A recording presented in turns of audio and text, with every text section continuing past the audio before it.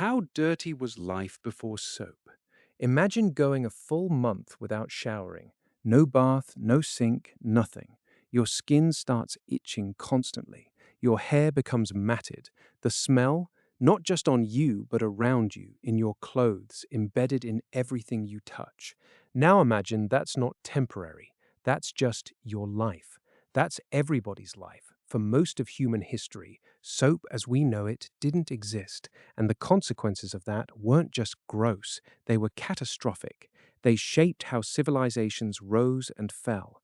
They determined who survived and who died.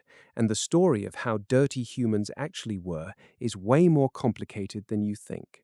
Let's start with our uncomfortable reality. Humans before soap were unimaginably filthy by modern standards. But here's what gets interesting. They didn't necessarily think they were dirty, because their entire framework for cleanliness was completely different from ours. Medieval Europeans, for instance, believed that bathing opened your pores, which allowed disease to enter your body. So they didn't bathe. Kings didn't bathe. Queens didn't bathe.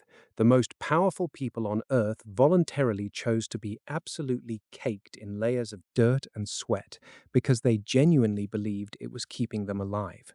It wasn't. It was absolutely killing them. Plague wiped out somewhere between 30 and 60% of Europe's population in the 14th century. The Black Death was unstoppable, terrifying, and completely impossible to escape. People tried everything. They wore masks shaped like bird beaks filled with aromatic herbs.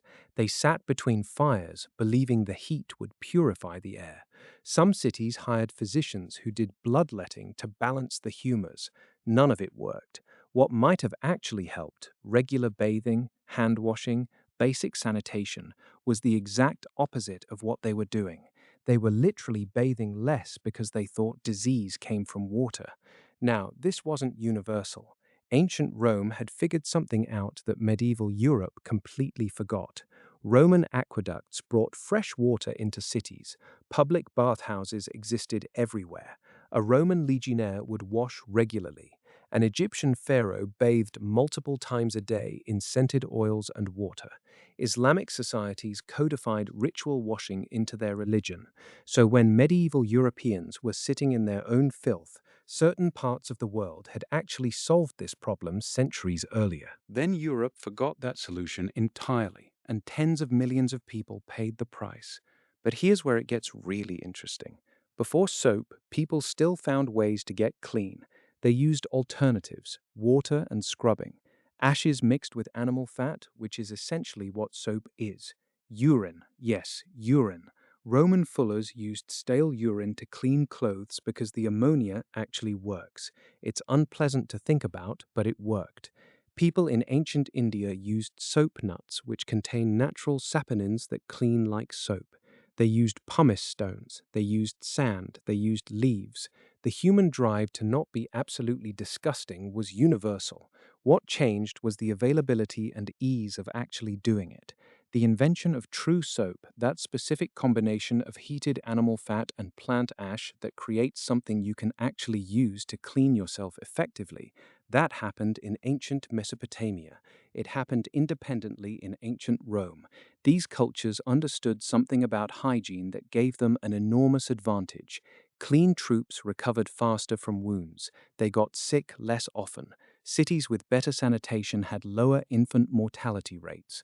Public health, it turns out, was the invisible edge that separated thriving civilizations from ones that slowly fell apart.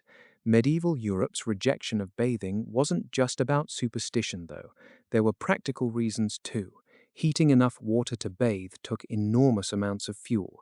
If you're living in a cold climate and you don't have central heating, getting soaking wet is actually dangerous. Hypothermia is a real threat.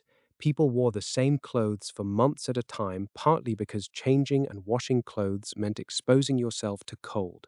So the filth wasn't stupidity, it was survival adapted to scarcity. But the real cost of pre-soap civilization shows up in the numbers. Infant mortality without basic hygiene and sanitation hovered around 40 to 50%. Nearly half of all babies died before age 5.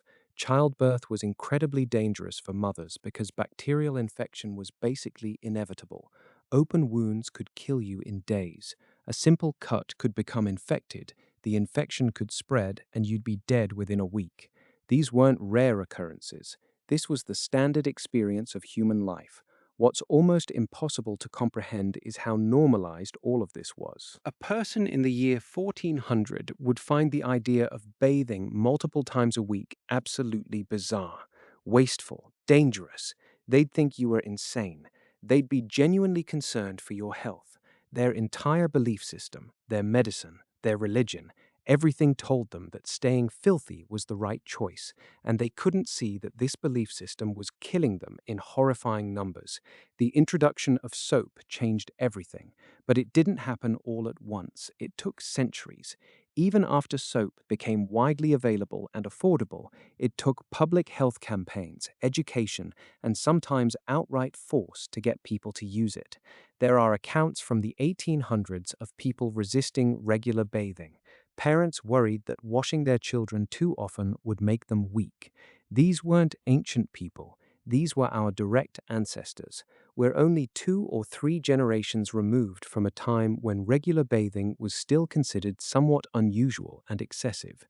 When you really think about pre-soap humanity, you're not looking at a group of people who were stupid or lazy.